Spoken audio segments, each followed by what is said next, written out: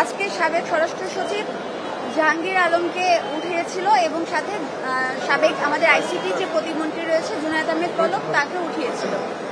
আজ যে সাবেক আইসিটি প্রতিমন্ত্রী জুনায়েদ আহমেদ পলক তাকে সর্বমোট ৭৭টি মামলায় আজকে দিয়ে গ্রেপ্তার করা হলো এবং আমরা দেখেছি যে সর্বশেষ তাকে যে 2টি মামলায় গ্রেপ্তার করা হয়েছে সেই 2টি মামলাতে তাকে সাসপেক্টেড আসামি হিসেবে গ্রেপ্তার করা হয়েছিল।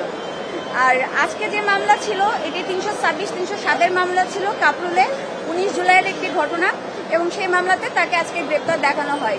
কিন্তু এইখানে আমাদের কোশ্চেন হচ্ছে একজন যে আইসিটি প্রতিমন্ত্রী তার এই ৩২৬ কিংবা ৩০৭-এর মামলায় আসলে কি ধরনের উপাদান রয়েছে।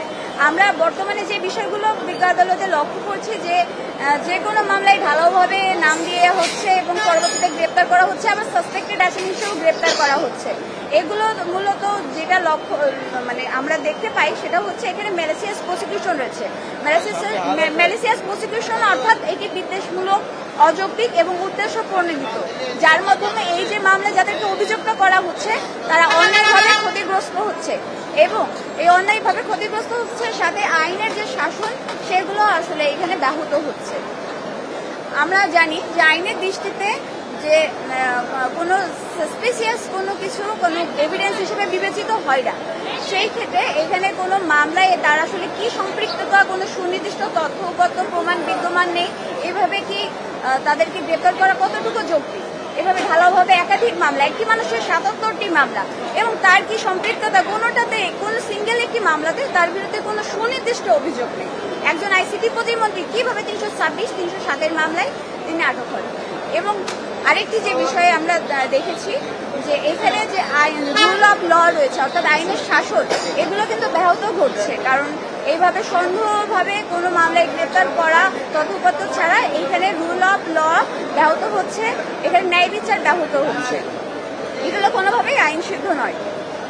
এবং আজকে স্বরাষ্ট্র সচিব জাহাঙ্গীর আলম তাকে একটি মামলাতে আজকে গ্রেপ্তার দেখানো হলো। এই মামলাটি ২০১৪ সাল থেকে ২০২৪ সাল পর্যন্ত পুরো যে নির্বাচন হয়েছে সবগুলোকে ইনক্লুড করে একটা মামলা করা হয়েছে এবং এখানে কোনো ধরনের তথ্য প্রমাণ, কোনো ধরনের সাপ্লিমেন্টারি ডকুমেন্টস এখানে অ্যাড করা হয়নি। এখানে বলা হচ্ছে যে রাতে ভোট করা হয়েছে, কারচুপি করা হয়েছে এবং সামাজিক অস্থিতিশীলতা ছিল।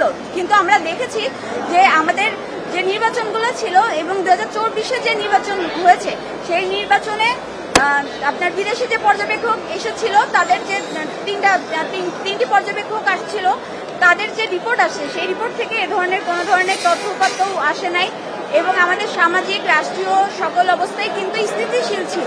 অর্থাৎ এই মামলায় যে সকল বিষয়বস্তু দাবি করেছে তা কিন্তু বর্তমান এবং সত্যতা এবং বাস্তবতার সাথে সাংঘর্ষিক ছিল। তো এই বিষয়গুলো আমরা কোর্টে বলেছি, তাদেরকে যাতে এই মামলায় গ্রেপ্তার না দেখানো হয় এই জন্য নিবেদন করেছিলাম এবং পরবর্তীতে বিজ্ঞ আদালত তাদেরকে এই মামলাগুলোতে গ্রেপ্তার দেখায় এবং জেল হাজতে প্রেরণ করে।